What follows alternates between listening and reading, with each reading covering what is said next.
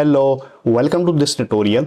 आज इस ट्यूटोरियल में हम बात करने वाले हैं एक्सेल के एवरेज फंक्शन की। आपने एक्सेल का एवरेज फंक्शन यूज किया होगा, एक सिंपल तरीका जो है सारे लोग जो यूज करते हैं, लेकिन आज हम उसकी जो है कुछ बारीकियों के बारे में यहाँ पे बात करेंगे। तो आपके लिए ये वीडियो बड़ा इंटरेस्टिंग होने वाला है। एवरेज फंक्शन क्या करता है? कैलकुलेट करता है अर्थमेटिक मीन ऑफ नंबर्स। ये तो आपको जो है बेसिक इंफॉर्मेशन मैंने दे दी है, लेकिन अब आप देखते हैं कि बेसिक जो जनरल तरीका है जो आम लोग जो है यूज करते हैं, या जनरल जब आप सीख रहे हैं तो आप यूज करते हैं, तो एवरेज कैसे निकालते हैं आप? देखिए सिंपल है। एक तरीका तो क्या है, आप सीधा जो है अपने होम टैब पे जाइए, एडिटिंग में जाइए, या जहां ऑटो सम का, अगर आप एक्सेल का पुराना वर्जन यूज कर रहे हैं तो आपको जो है ऑटो सम एवरेज इधर ही मिल जाएगा। अब यहाँ पे आपने यहाँ पे ड्रॉप डाउन पे क्लिक किया, यहाँ से आपने एवरेज पे क्लिक किया और इंटर प्रेस कर दिया, ऑटोमेटिकली आपका एवरेज आ गया।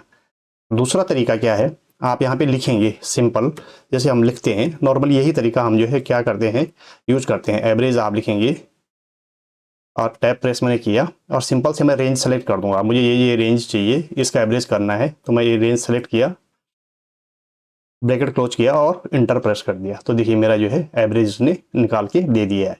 ये वाला तरीका एक जो है हम लोग यूज करते हैं, जो सभी लोग यूज करते हैं। दूसरा, इसमें एक दो चीजें और जानने की है। जानने की क्या है, तो इस एग्जांपल से समझते हैं कि अगर आपका यहाँ पे टेक्स्ट ब्लैंक है या कोई बीच में टेक्स्ट आ गया, यहाँ पे जैसे एब्सेंट लिखा हुआ है, यहाँ पे ये जो है ये सेल क्या है, ब्लैंक है, तो एवरेज क्या करेगा? एवरेज फंक्शन इनको काउंट करेगा, इग्नोर करेगा, क्या करेगा? चलिए करके देखते हैं। तो सबसे पहले यहाँ पे लिखूंगा एवरेज। एवरेज मैंने टैब प्रेस किया, अगेन मैंने क्या किया है कि सारी सेल्स को सेलेक्ट कर दिया, ब्रैकेट क्लोज कर दिया, इंटर प्रेस कर दिया। क्या किया है इसने, देखिए आप 1 2 एंड 3, इनका देखिए टोटल कितना है, 240 टोटल है, यानी कि एवरेज कितना आ गया, 80 आ गया।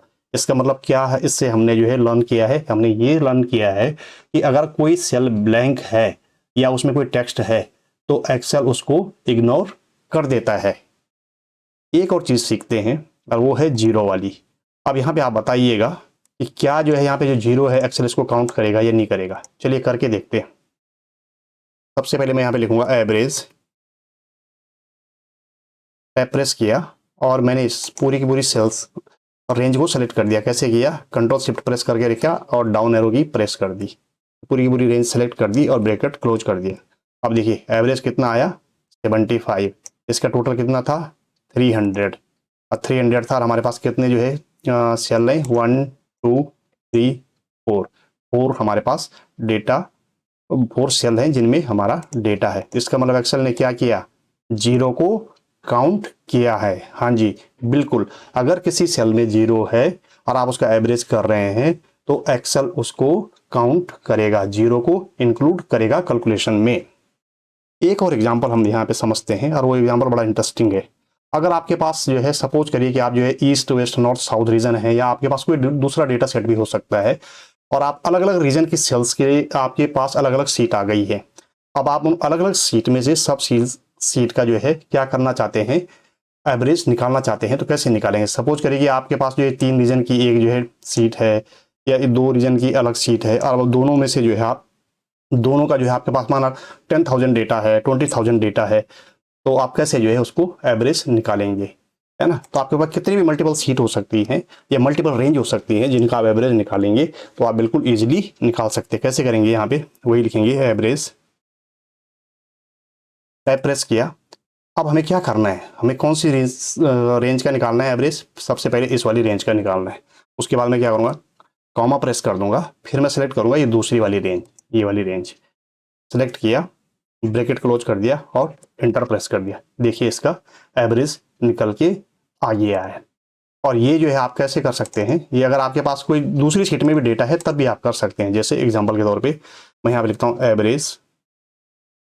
ऐसा नहीं है कि सेम सीट में डेटा होना चाहिए, आपके पास दूसरी सीट में भी डेटा है, कितनी भी सीट आपके पास है आप कर सकते हैं, क्योंकि हो सकता है आपके पास रीजन वाइज सेल्स का डेटा हो, है ना? तो मैंने सबसे पहले ये वाला जो है इस सीट का डेटा सेलेक्ट कर दिया है।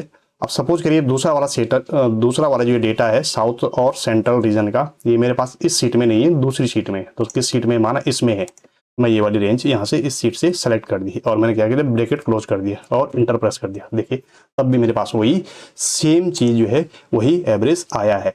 तो क्या बताने की कोशिश हम यहाँ पे कर रहे हैं, या क्या सीखने की कोशिश कर रहे हैं कि अगर आपके पास मल्टीपल सीट में डेटा है, ईस्ट रीजन का अलग है, वेस्ट का, नॉर्थ का, साउथ का, सेंट्रल का, या कोई भी और डेटा सेट है और कोई यूज केस है आपका, तो अगर ऐसा है तो आप बिल्कुल उसका एवरेज निकाल सकते हैं।